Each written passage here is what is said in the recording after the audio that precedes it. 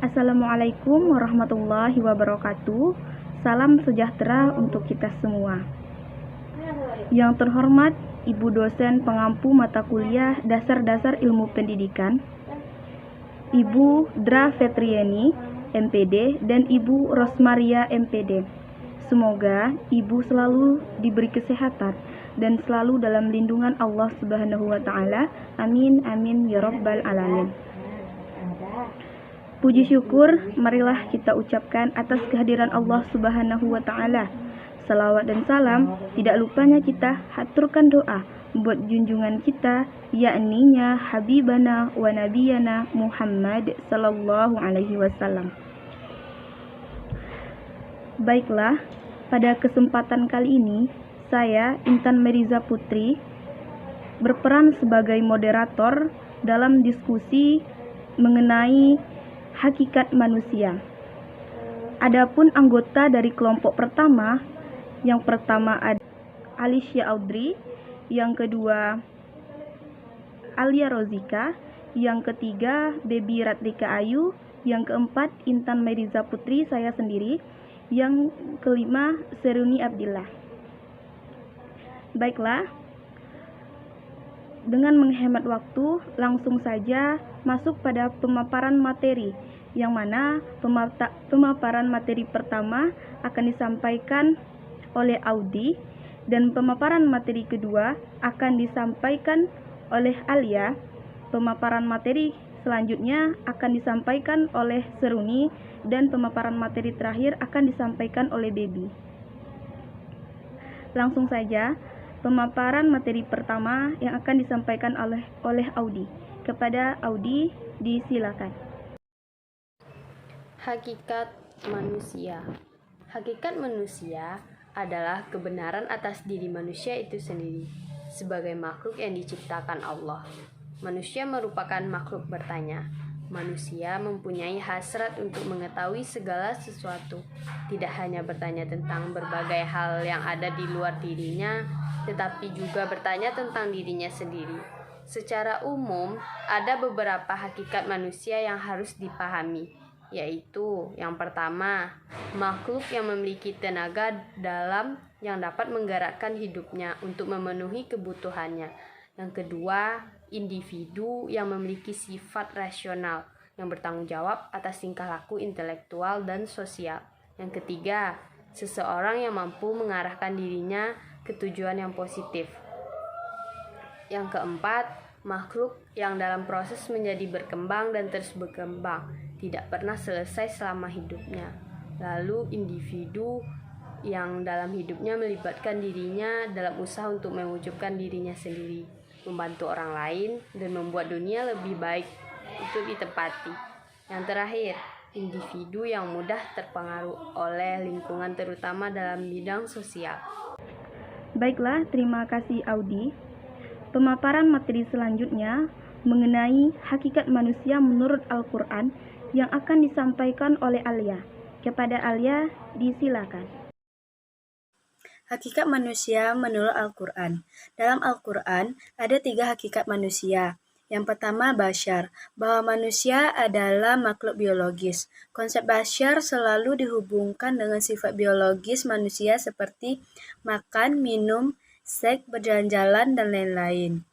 Dengan demikian, kehidupan manusia terikat kepada kaidah prinsip kehidupan biologis, seperti mengalami fase pertumbuhan dan perkembangan dalam mencapai tingkat kedewasaan. Yang kedua, ada al-insan, bahwa manusia adalah khalifah atau pemikul amanah. Semua konsep al-insan menunjukkan pada sifat psikologis dan spiritual. Maksud dari psikologis yaitu manusia bertumbuh dan berkembang secara fisik, sedangkan secara spiritual manusia bertumbuh dan berkembang secara mental. Yang ketiga ada An-Nas, paling sering disebut dalam Al-Quran yaitu sebanyak 240 kali. An-Nas mengacu pada manusia sebagai makhluk sosial. Konsep An-Nas juga mengacu pada peran manusia dalam kehidupan bermasyarakat. Manusia diarahkan agar menjadi warga sosial yang dapat memberi manfaat bagi kehidupan di masyarakat. Terima kasih Alia. Pemaparan materi selanjutnya akan disampaikan oleh Seruni mengenai hakikat manusia menurut pakar. Kepada Seruni, disilakan. Hakikat manusia menurut pakar. Yang pertama, menurut Plato, hakikat manusia merupakan makhluk yang memiliki 3 unsur, yaitu roh, nafsu, dan rasio, di mana roh merupakan simbol kebaikan, nafsu sebagai simbol keburukan, dan penggunaan kedua unsur tersebut kemudian dikontrol dan dikendalikan oleh rasio atau akal. Yang kedua, menurut M.J. Lagerfeld tahun 1995, hakikat manusia adalah makhluk yang memiliki sifat sosial, individualitas, dan moralitas, yang mana sifat itu menjadi dasar dan tujuan dari kehidupan manusia. Dengan keberadaan sifat itu pula, maka setiap manusia akan saling membutuhkan, saling membantu, dan saling melengkapi, dan juga selalu berinteraksi dengan manusia lain untuk mencapai tujuan hidupnya. Dan interaksi tersebut merupakan wadah untuk pertumbuhan dan perkembangan kepribadiannya. Yang ketiga, menurut Thomas Hobbes, hakikat manusia adalah keberadaan kontrak sosial dari manusia itu sendiri, yaitu setiap orang harus menghargai dan menjaga hak orang lain. Yang keempat, menurut tafsir 2010, hakikat manusia merupakan sosok makhluk sosial yang ditandai dengan keberadaan kontrak sosial di dalamnya, di mana manusia itu sendiri tidak dapat menjalani kehidupannya secara sendiri-sendiri, sehingga harus saling menghargai antar sesama dan saling menjaga hak satu sama lain. Terima kasih Seruni. Pemaparan materi selanjutnya akan disampaikan oleh Baby mengenai hakikat penciptaan manusia. Kepada Baby, disilakan. Hakikat penciptaan manusia.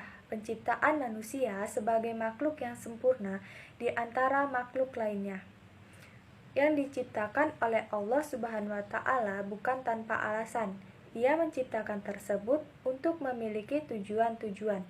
Ia menuturkan bahwa penciptaan tersebut untuk menyembah Allah dan mengetahui kekuasaan Allah, bahwa Allah yang menghidupkan dan Allah pula yang mematikan.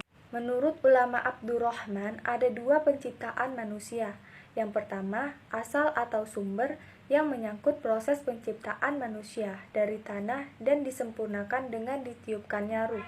Yang kedua, adalah penciptaan manusia dari nutfah, yakni sel telur dan sel sperma.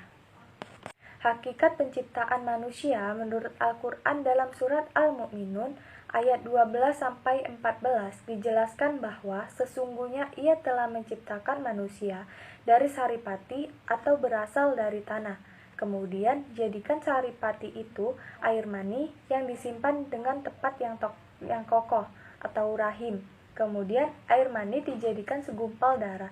Lalu segumpal darah dijadikan segumpal daging. Dan segumpal daging dijadikan tulang belulang. Dan tulang belulang dibungkus dengan daging, kemudian jadikan makhluk yang berbentuk lain. Baiklah, terima kasih Baby. Dengan berakhirnya pemaparan materi terakhir tersebut, maka saya sebagai moderator dapat mengambil kesimpulan, yang mana kesimpulannya, hakikat manusia adalah sebuah hal yang benar adanya pada diri manusia. Di dalam Al-Quran pun juga sudah disebutkan bahwa manusia adalah makhluk yang diberi keistimewaan. Keistimewaan berupa apa? Yaitu berupa akal dan pikiran yang mampu dipergunakan dengan sebaik-baiknya untuk keberlangsungan hidup dalam menjalani kehidupannya sehari-hari. Baiklah, sampai di sini dulu pemaparan materi dari kelompok 1. Saya sebagai moderator, apabila ada kata-kata yang salah, mohon dimaafkan.